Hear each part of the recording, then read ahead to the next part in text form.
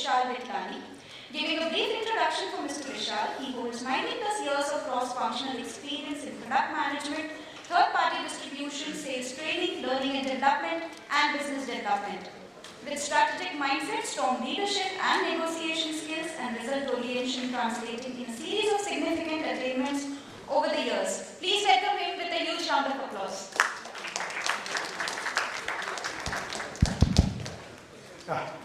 Good afternoon, everyone.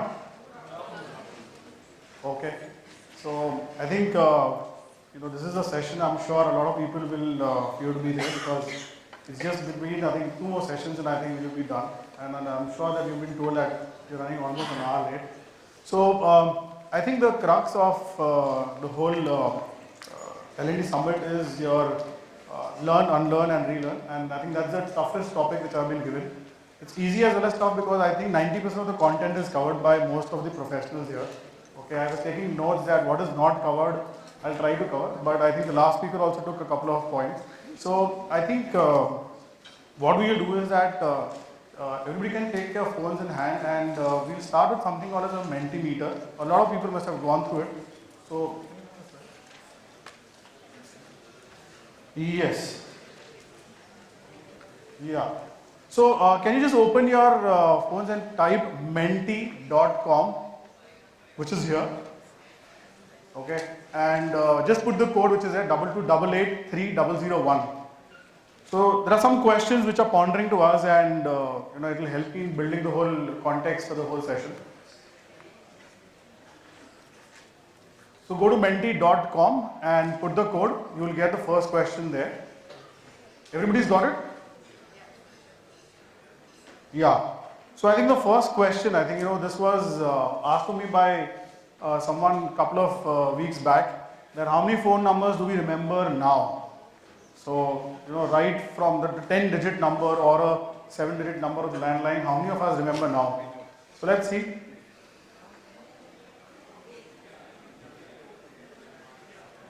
You want about 20? Okay. So let's see how many people have voted. 64 people have already voted. 67, 69. Will be roughly how many? Any idea? Sandeep, how many people will be here? Approx? 200. Okay. 86, 87. Yeah, can you click H? Let's see. Wow. 42 people say that you all remember only 2 to 4 numbers. Okay. And above 12, I think 8 of you guys are. I think that's a big achievement. Okay. Who are these people? Are they there? Wow. I think it's great. So, yeah. Don't worry, we're not asking for the numbers, but yeah.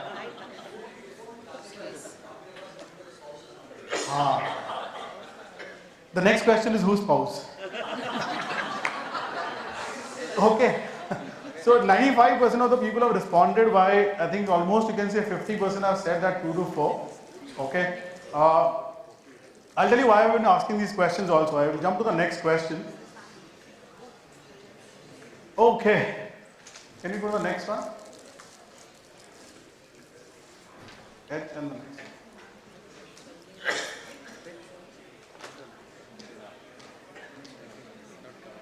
Okay.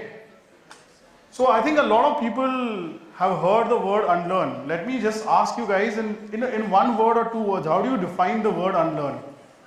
Okay, I've got a new definition today from my daughter in the morning, but yeah, I will ask you guys that how do you define it in a word or 2? So you got the question in front of you? Okay. So we have 12, 20, okay, 25, 28. Whatever comes to your mind when you hear the word unlearn, a word or 2. So 40 people have responded till now. We will wait till at least 70, 80. 58. Can you see the word color? Wow. Brilliant. So a lot of you guys have, so the word in the center is maximum voted by you guys. Okay. So unlearn for a lot of us is forgetting. Okay. Wow, amazing this is. So today in the morning, I think a very very different episode happened. I was just going through my slides last night and today, and my daughter, who's 8 years old, Naisha, asked me that, what have you been doing? You have an exam or something? I said, no, I'm just going through the slides. So she asked me, what's the topic? I said, learn, unlearn and relearn. So she took 5 minutes, did a brush and came back. Writing in the diary means, पहले सीखो, फिर भूलो, वापस सीखो. Okay? And I think a lot of people have actually written forgotten. Okay? The definition of unlearn is not forgetting in a way. Okay? I'm sure a lot of people are nodding their heads. So we'll come to that. 94% of the people, yes, somebody is saying stay fresh, open to new ideas, brilliant. Okay? Learn new things. Okay? Reinvent, learn something new. Okay? To be open to new ideas. Okay, so I dwell on this when I come to my presentation. Yeah, the last question, 95 people have done. So let's go to the next question. Okay, this is the last question. You have 100 points with you. You need to divide those 100 points between these 4 categories. So what is the most crucial while unlearning? Is it habits and behaviors? Is it the willingness? Is it the self-awareness? Or identifying what has to be unlearned? So you have 100 points, you have to divide. Slide has not changed.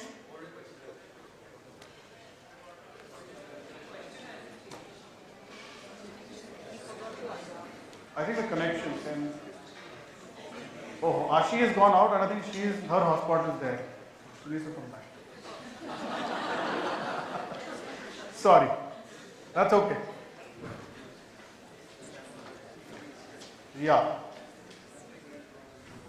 Yeah, don't worry. I think a lot of people must have voted, or it's not working at all as of now.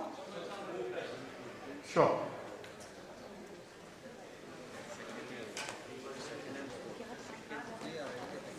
Okay, till the time the connection is getting on, I think let me ask you also that when we spoke about unlearning, okay, I think a lot of sales people and advisors in our organization from Motilal Oswal Financial Services, and we are a broking house, and I think one of the only broking houses which is not gone towards the discount broking side, okay, which is a still full-fledged brokers. And we've been asked always, when we talk to sales guys, that what is, we talk about that you need to unlearn in this era. Why? In the last 2 years, okay, I'm sure that everybody has seen a very different change. And is it on?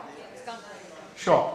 So you need to, I'll complete the conversation later, but just you need to divide 100 points between these 4 options. So you can dedicate 20 to something, 40 to something, 60 to something. Okay. You can submit it.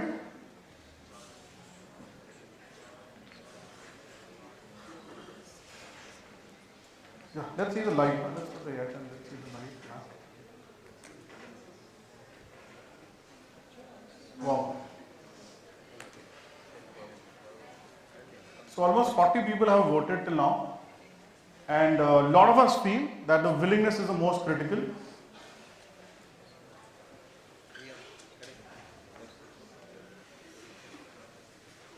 Okay, almost 70 people.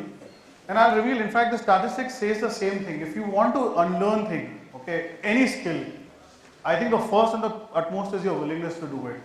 And I think that is what I think we L&D professionals need to inculcate this when we are talking about unlearning and learning a new skill or learning the same skill in the way we do our same thing in fact.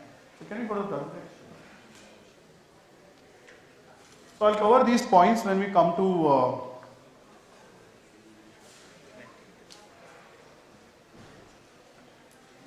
okay. So I think the topic given was this. I think we spoke about a couple of things, and I think the most critical part about, I'm sure all you guys will agree, is that we have a lot of information, lot of news, lot of noise which is there. Okay. But I think in the last 2 decades, in the last 20 years, I think the ability to learn has gone down.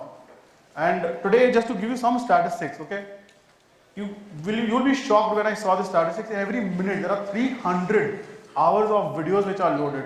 So just imagine, as the earlier speaker said, there's too much of content, okay, and how do we grab that attention of a person who is there on YouTube or on Reels to our content or our context?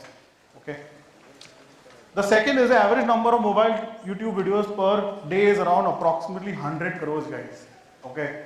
And our job is here, the green line, which is the ability to learn. How do you kind of do it? We will share a lot of examples and case studies that what we are doing at Motilal Oswal since the last 5-6 years. I think very important. I think we recruited somebody new in training, and another person said the same thing that I learned from that person itself that we need to be focused on the context and not the content. Okay, we have too much of content, and as L&D professionals, we keep on creating also a lot. But I think somewhere, I think the context is the center of everything. Okay, and when you want to learn or relearn, I think the most critical part is that not getting away from your focus of the context. I defined. So what is unlearning? I think a lot of people said in terms of forgetting things. Mind you, it is not about forgetting things. Okay. So what is it? So I think it's been said also, I think it's a very, if you go and search, I think this will come the first thing in the Google, that if you want to be in the future, and I think you want to be the leaders, I think the people who will be doing the same thing, that is learn, unlearn and relearn, will be much ahead. And I think it's needless to say that all of us are focused in terms of making sure that our learners are at the center. How do we also do it? In fact, a sales guy asked us that what is unlearning for you, and I think we said the same thing. It's about removal of the old paint to get the new. Doesn't mean that you will not paint the wall or you forget it. Okay, so please mind you guys that it's not about forgetting the thing which most of us voted for. Or in the other words, I think if you want to grow a new crop, you have to make sure that the earlier vegetation goes out, then only you can get a new crop in. Okay, how many people have heard about neuroplasticity? Okay, I can see 2, 3, 4 hands. Very good. I'll just share a 50 seconds video. What is neuroplasticity? And I think this is something which we are doing. We'll talk about an example also that what we are doing differently. Can we play the video? It's here.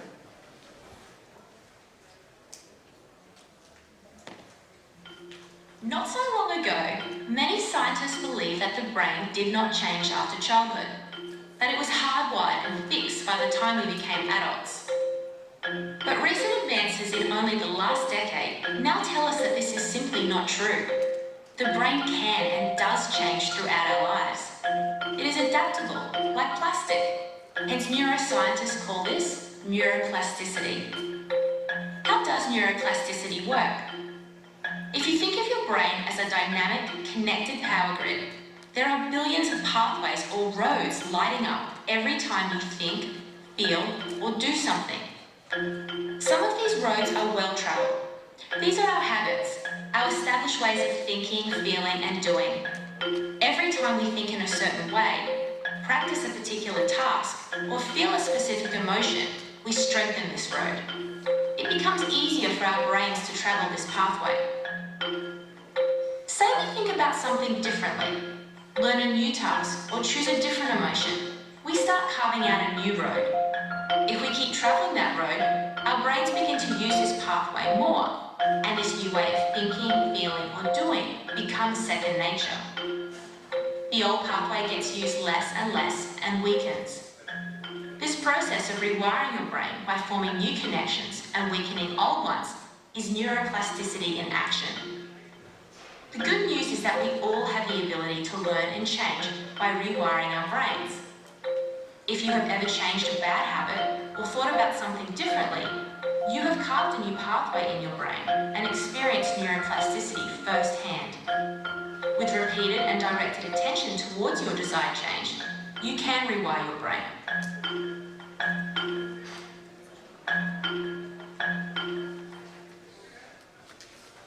Okay, so I think everybody understood what is neuroplasticity. It's nothing but it's actually, if you ask us, it's about, in simple language, it's about habit formation.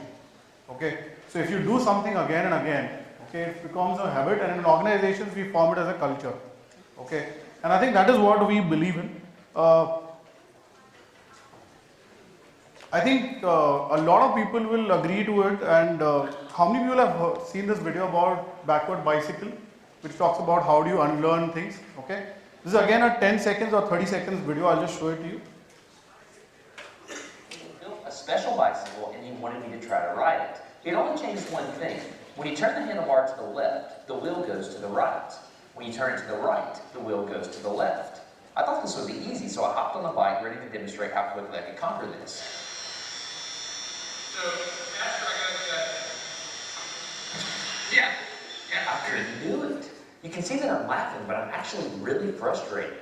In this moment, I had a really deep revelation. My thinking was in a rut. This bike revealed a very deep truth to me. I had the knowledge of how to operate the bike, but I did not have the understanding.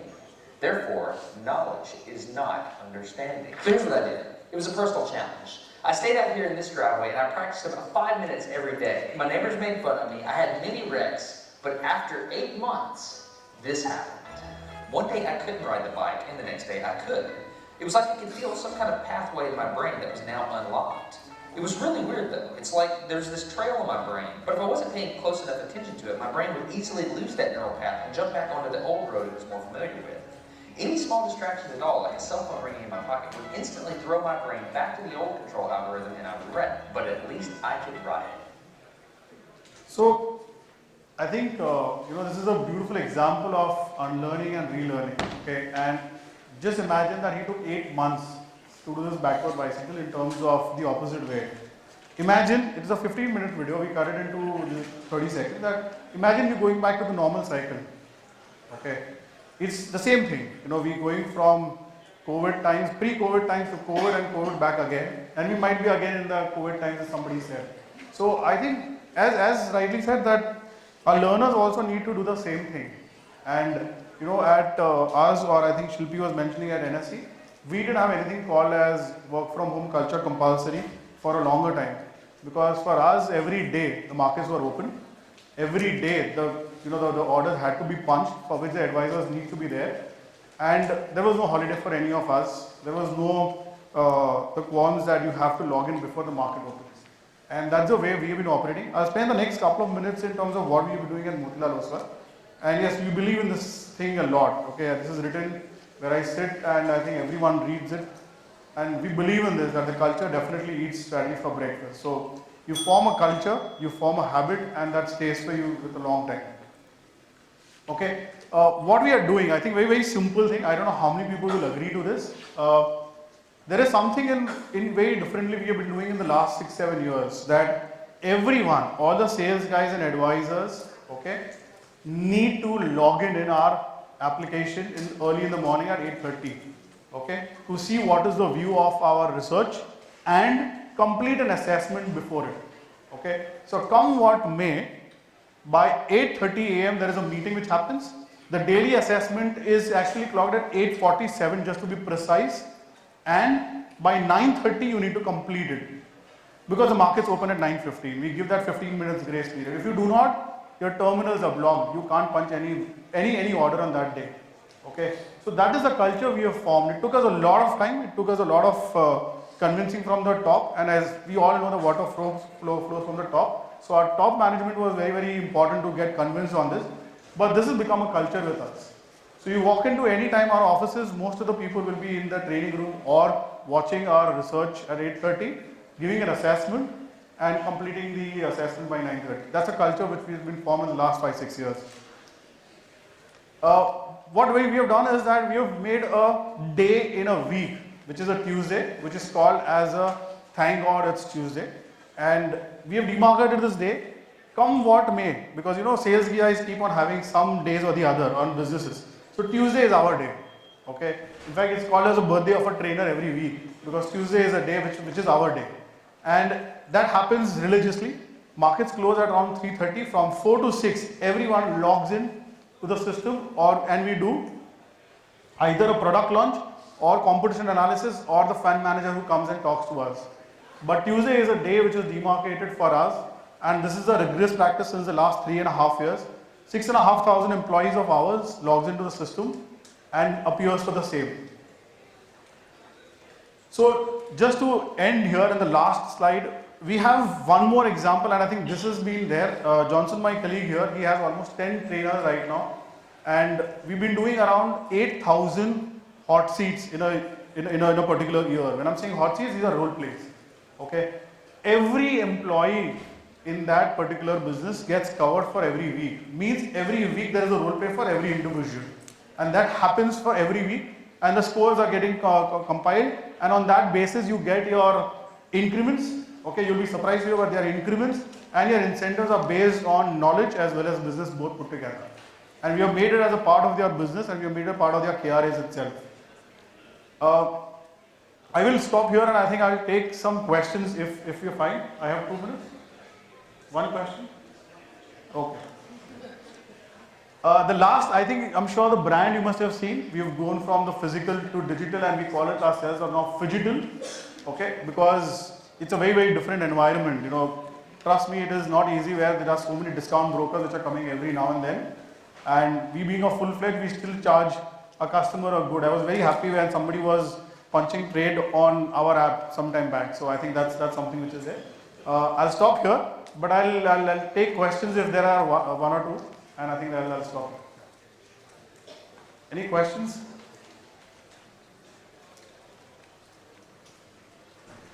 Sure. Can you hear me? Yeah, I can hear you. You talked about habit formation and you talked about what you're doing technically. Is that only for the securities business or can that be replicated elsewhere? Entire? What you talked about habit formation, Right. is that specially for shares and that line of business, or is there a possibility to replicate that elsewhere? Okay. So I belong to the Open broking and question. distribution Yeah. part, which is around 6,500 employees out of the 9,000 total. Okay, which is a more of a manpower intensive. So this is there with us as well as a housing finance business also. Okay, they also have a similar kind of culture which they are following with us because we share the same platform. However, it is not very easy for us to adapt to the same. Our Malad team, which is, you know, all the Gen Zs and the millennials, they're the first job of theirs. Okay, our attrition rate also is very, very high. So to manage this, it's a big challenge. And to answer your question, it is there in the broking and distribution, it's there in the housing finance. The other teams are very small in size and it doesn't require this culture because they are all seasoned, like the PE team and the Insti team. Sure, I think I'm done. Yeah. Thank you, thanks a lot, guys. Great. Thank you so much, Vishal sir, and I would request you to please stay back. I would like to invite on stage Mr. Vishal from Knowledge Hub to please come forward and felicitate him.